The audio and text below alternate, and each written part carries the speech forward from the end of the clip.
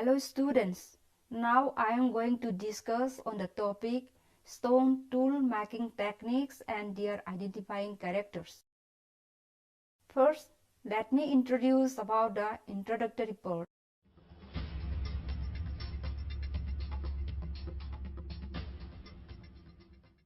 Researches on the evolution of man and his culture have proved without doubt that our prehistoric Stone Age ancestors had used stone tools made by them. The likely methods used by them could be inferred.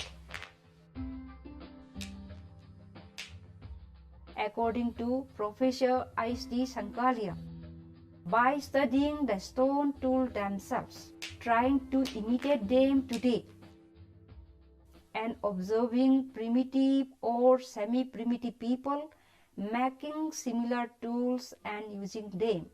In the book Early Man, published by Life Nature Library in 1970, there are photographs showing the making of stone tools like chopping tool, Acheulean handaxes, and laurel leaf points by Francois Bottes.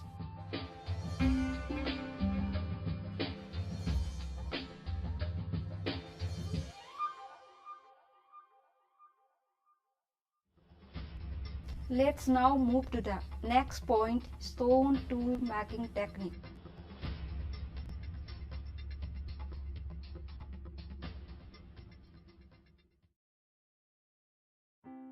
We can broadly group the stone tool making techniques of prehistoric period into four. They are: number 1, percussion; number 2, blade technique; number 3, grinding and polishing; and number 4, soldering technique.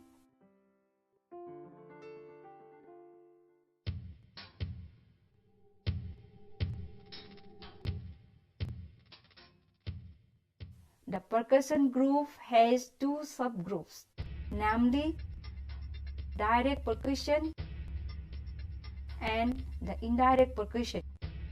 Now let us study on the direct percussion flaking technique. Flaking by striking directly with a hammer is known as direct percussion flaking technique.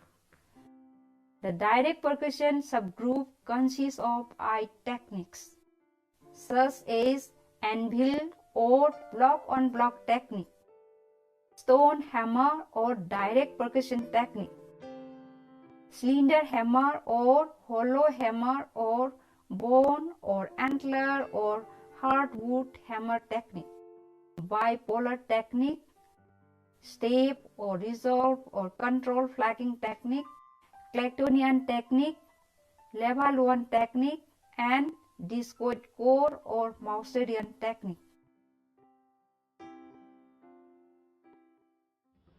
Now let us come to the next point, anvil or block-on-block technique. In this technique, a lump of stone to flake is held in one or both hands and struck directly against the projected edge of a fixed huge block of stone or anvil. This results to the detachment of a large massive flake from the stone lump in hand with a prominent bulb of percussion. Such large primary flakes could be used in making tools like some of the handaxes and cleavers. Now let's come to the next point, stone hammer technique. A suitable shaped stone is used as hammer and strike at an inclined angle on the surface of a lump of stone, and that results to the removal of a flake with a positive bulb of percussion. On the core, there is a hollow or concave surface corresponding to the shape and the size of the detached flake. This concave surface is called negative bulb of percussion.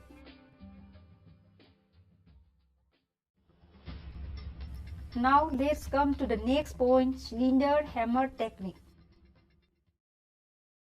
Tools of the Acheulean stage of the lower Paleolithic culture shows a very flat bulb of applied force. Experiments made by M. Coutier and Leakey have suggested that a slender hammer of soapstone, bone, or wood was used in detaching such flat flakes. Leakey states, quote, "Very flat flaking is achieved partly because of the blow is struck with a sharp curved edge and not with a point, and partly because when using such a hammer, it is impossible to strike a blow except at the very edge of the block which is to be trimmed." Unquote.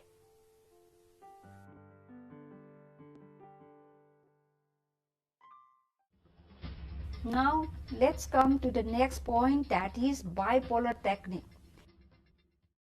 This technique of flaking is less common, but it is considered economical in the sense that with a single blow, two flakes could be detached simultaneously. For this, the core is placed upon another hard rock and struck with the hammer on the upper free end of the core.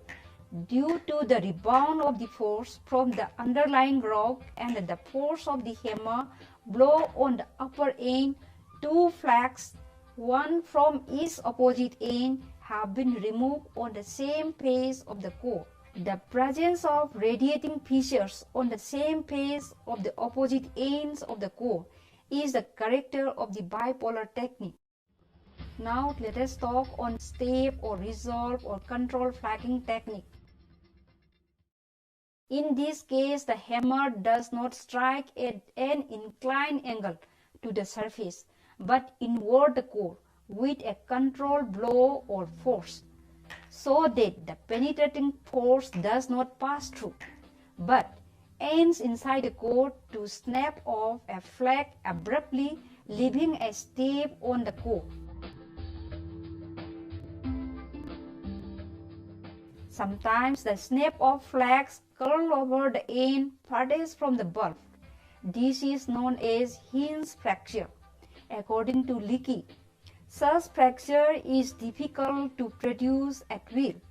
A hinge fracture is distinguishable from step fracture by its smooth surface. Now let us discuss on the next point, that is Clactonian technique.